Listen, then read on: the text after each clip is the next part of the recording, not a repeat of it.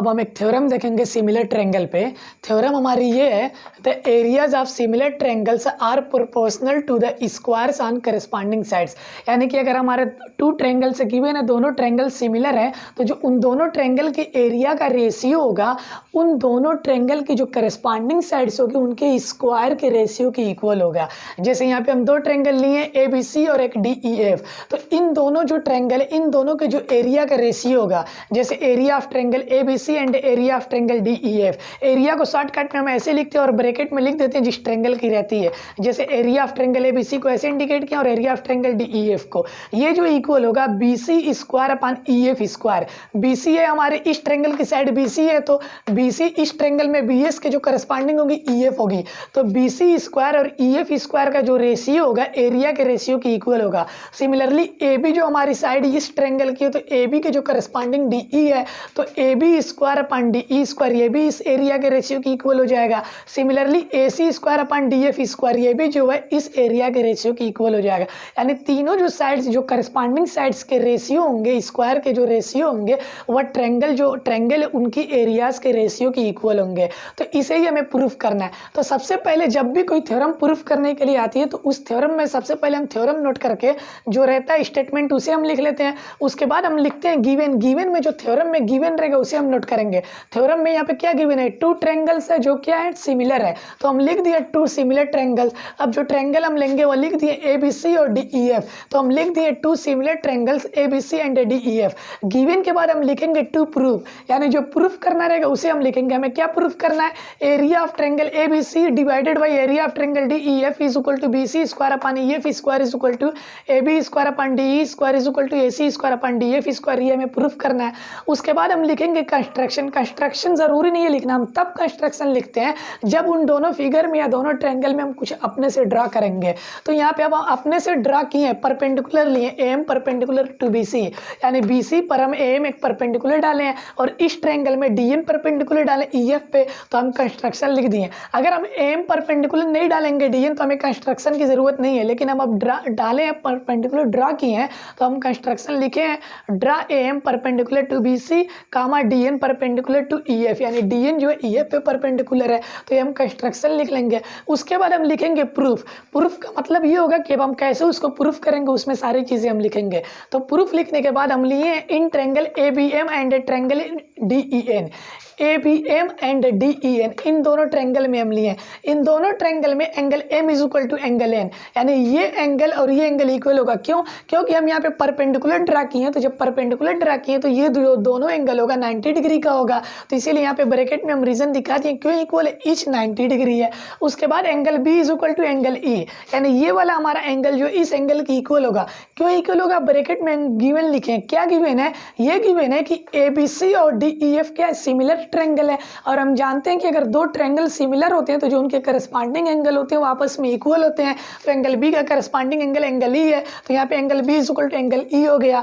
अब ये जो दोनों हमारे ट्रायंगल हैं, ट्रायंगल ए बी एम और जो ट्रायंगल डी ई एन है, ये आपस में हमारे सिमिलर हो जाएंगे। ये दोनों ट्रायंगल आपस में क्या होंगे, सिमिलर होंगे। क्यों? क्योंकि किसी भी दो ट्रायंगल में अगर दो एंगल आपस में इक्वल आ गए तो वो दोनों ट्रायंगल आपस में सिमिलर हो सकते हैं। तो यहाँ पे लिख दिए triangle A B M similar to triangle D E N, bracket में हम रीजन दिखाने बाई ए सिमिलरिटी।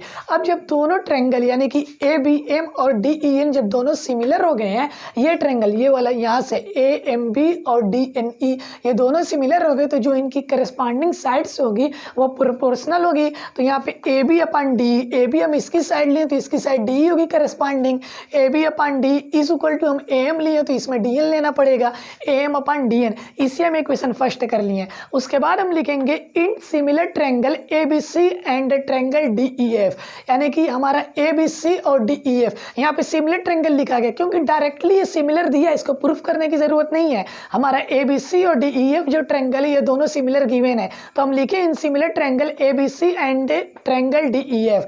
अब इसमें जब हम सिमिलर ये दोनों ट्रायंगल है तो जो इनकी साइड्स होगी वो प्रोपोर्शनल होगी, यानी इसकी करस्पॉन्डिंग साइड्स के जो रेशियो होंगे वो आपस में इक्वल होंगे। जैसे यहाँ पे A B upon D, A B की करस्पॉन्डिंग साइड डी ई है तो A B upon D is equal to B C है, बी सी की करस्पॉन्डिंग ई एफ है तो B C upon E F हो जाएगा, is equal to A C upon D F, A C की corresponding D F है तो ए सी अपन डी एफ हो जाएगा। इसे हम इक्वेशन सेकंड कर लें। अब यहाँ पे लिखेंगे हम बाई फर्स्ट, हमारा बाई फर्स्ट क्या है, A B upon D is equal to A M upon D N, तो A M upon D N is equal to B C upon E F हो जाएगा। ये कैसे आया है, यहाँ पे A B upon D E किसके इक्वल है, A M upon D N की इक्वल है, तो ए बी अपन डी तो B C upon E F के भी इक्वल है। क्यों, यहाँ पे हम देख रहे हैं A B upon D is equal to B C upon E F है, तो ए बी अपन डी की जगह हम B C upon E F भी लिख सकते हैं, तो A M upon D N is equal to B C upon E F, ये हमारा इक्वेशन थर्ड हो जाएगा। उसके बाद हम लिखेंगे नाउ दोनों ट्रायंगल का area, area of triangle A B C divided by area of triangle D E F is equal to A B C का एरिया क्या होगा 1/2 multiply by B C multiply by A M. ये कहाँ से आया, हम जानते हैं किसी भी राइट एंगल ट्रायंगल का एरिया, ये अब हमारा राइट एंगल हो गया यहाँ पे, या किसी भी ट्रायंगल का एरिया हम निकाल सकते हैं फार्मूले से, area of triangle is equal to 1/2 multiply by base multiply by height. तो यहाँ पे 1/2 मल्टीप्लाई बाई बेस, बेस क्या हमारा बी सी है, मल्टीप्लाई बाई हाइट क्या है ए एम है, तो area of A B C का क्या हो जाएगा 1/2 multiply by base B C multiply by height A M.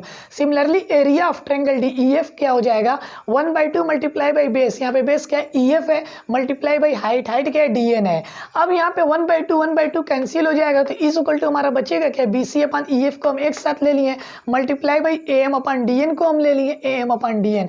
अब यहाँ पे हम देखे हैं कि A M upon D N किसकी इक्वल है, B C upon E F की इक्वल है, तो A M upon D N की जगह हम पुट कर सकते हैं B C upon E F, यहाँ पे हम लिख सकते हैं बाई थर्ड, क्योंकि ये क्वेश्चन थर्ड है तो हम लिख दिए बाई थर्ड से हम A M upon D N की जगह B C upon E F put कर दिए। अब बी सी यहाँ पे 2 बार पड़ गया तो बी सी स्क्वायर हो जाएगा, ई एफ भी 2 टाइम्स पड़ गया, ई एफ स्क्वायर हो जाएगा। और हमें यही प्रूफ करना था कि area of triangle A B C divided by area of triangle D E F is equal to हमारा क्या है B C square upon E F square, B C square upon E F square. अब हम जानते हैं क्या है कि B C upon E F जो है ए सी अपन डी एफ के भी इक्वल है और ए बी अपन डी ई के भी इक्वल है, तो B C upon E F की जगह हम ए सी अपन डी एफ भी पुट कर सकते हैं, ए सी अपन डी एफ भी अगर स्क्वायर है तो हम स्क्वायर लगा दिए, और यही किसकी इक्वल है A B upon D E के भी इक्वल है, तो A B upon D E के भी इक्वल हम कर दिए, स्क्वायर स्क्वायर लगा दिए। तो हम देख रहे हैं कि हमारा प्रूफ हो गया और यही हमारा प्रूफ्ड आंसर है।